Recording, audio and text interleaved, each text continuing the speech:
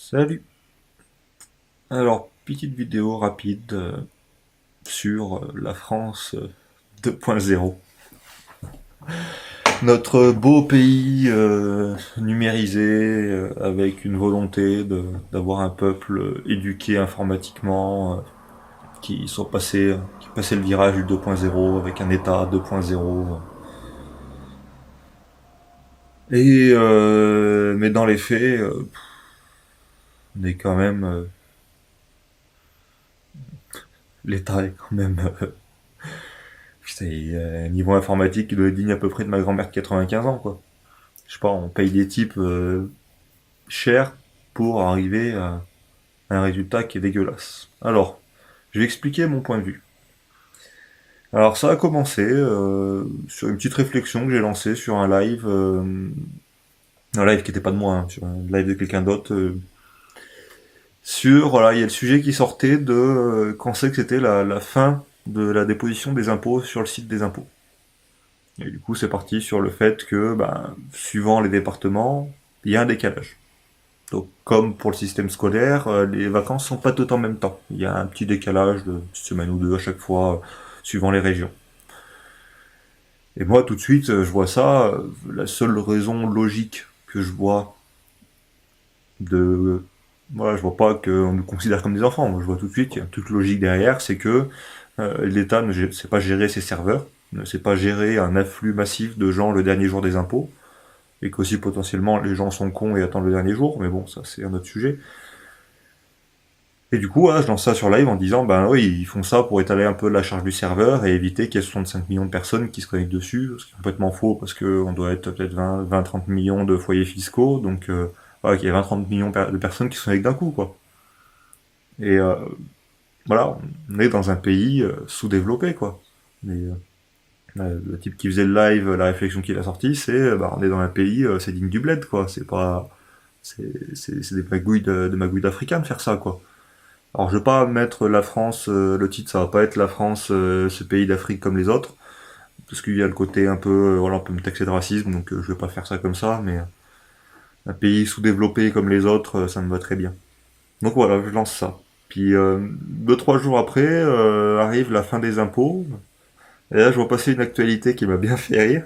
L'État rajoute 2 ou 3 jours de plus pour que les gens puissent faire leur déclaration d'impôt parce que le dernier jour il y a eu un afflux un peu trop massif et que le serveur est tombé, quoi.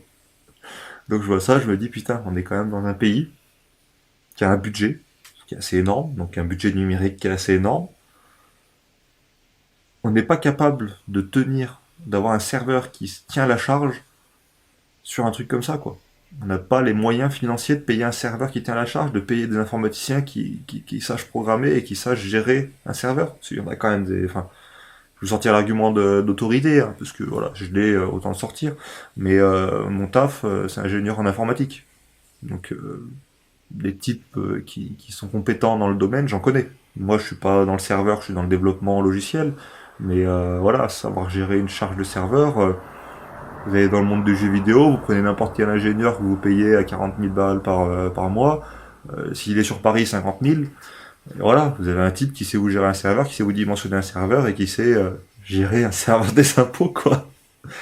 Donc on nous fait la morale comme quoi faut le faire absolument avant telle date, mais l'État nous laisse 3 jours de plus parce qu'il sait pas gérer ses serveurs, quoi. Et là je me dis putain mais ouais c'est clair qu'on est dans un pays sous-développé.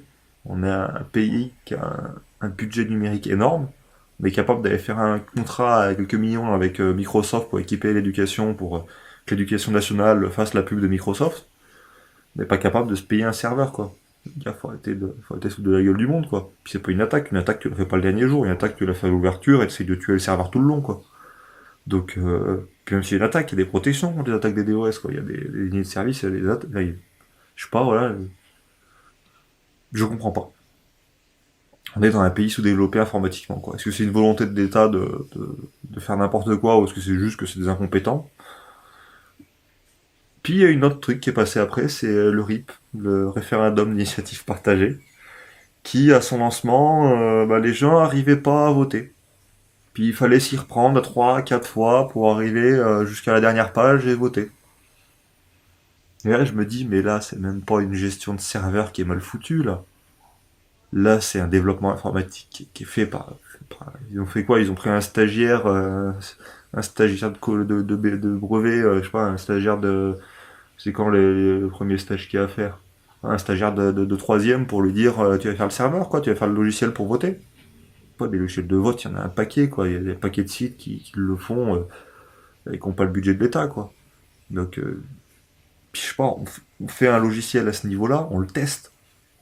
Même si je crée une calculatrice sur le téléphone, sur le smartphone, qui est le truc de base pour apprendre à développer, sur smartphone, je la teste ma calculette. Je fais une addition, une soustraction, une division, j'essaie de voir le processus jusqu'au bout, voir ce que ça donne, quoi.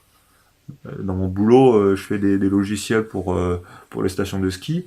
Bah, je sais que si mon logiciel il plante, derrière j'ai une perte d'exploitation qui est énorme, quoi. Donc mon logiciel, je le teste. Je fais une modification, je le teste. Il y a des cas qui passent à travers, mais je fais le test basique. Je dois faire un test, un truc de vote. Minimum, je déroule la procédure jusqu'au bout. Je prends mes identifiants, je me connecte, je teste une fois, deux fois, trois fois, je teste de mettre une erreur, voir si l'erreur elle est reconnue, voir si ça plante bien, enfin si ça me plante correctement, quoi. Je teste d'appuyer sur un peu tout et n'importe quoi, parce que je pars du principe que le client final est pas éduqué en informatique, donc je me dis, tiens, il a peut-être pensé qu'il y a un truc là à tester. Ah bah je mets un petit point d'interrogation pour lui dire l'assistance, bah tiens, il a cliqué dessus quand même, il y a un bouton, il clique dessus, c'est normal. Je vais voir s'il plante pas. Je sais pas, je fais un peu le tour comme ça, il y en a pour une heure à tester un site comme ça, quoi. Ça évite de passer pour un branleur, ça évite de passer pour un incompétent, ça évite de montrer que l'État sait pas gérer ses serveurs et que sait pas gérer de l'informatique. Je sais pas, Puis même si l'État sait pas faire, il sous-traite, quoi. Puis il sous-traite, il fait un contrat qui est carré, et si ça marche pas, ben hop, pénalité, et il a le truc gratuit, quoi. Je sais pas, enfin, voilà. Un petit coup de gueule contre notre super état 2.0 qui sait pas gérer un putain de serveur, quoi, qui sait pas gérer un putain de logiciel de vote, qui, c'est consternant. C'est consternant. Pas bon. On est là combien? La sixième puissance mondiale? Ouais, on est la sixième puissance mondiale. Allez, à plus.